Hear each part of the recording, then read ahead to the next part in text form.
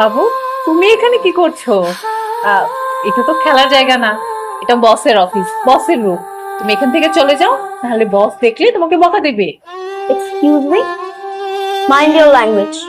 আপনি এখানে ইন্টারভিউ দিতে আসছেন, আর এই মুহূর্তে আমি হলাম আপনার বস। আপনি কি এটা জানেন?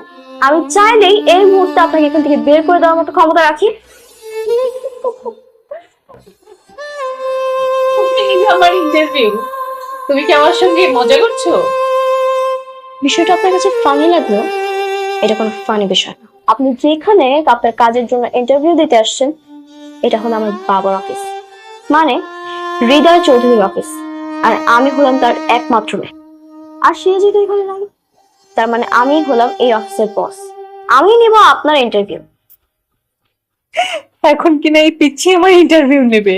Just shut up. আপনি এই মুহূর্তে আমার অফিসে ইন্টারভিউ দিতে আসছেন, আমি হলাম আপনার বস। তাই আপনি আমার সাথে ভদ্র ভাষায় কথা বলবেন। আর যদি তা না হয় তাহলে দরজা খোলা আছে, আপনি চলে যান এখান থেকে। বাবারে বাবা, এ কি মেয়ে না আর কিছু? এই বয়সে এরকম পেকে গিয়ে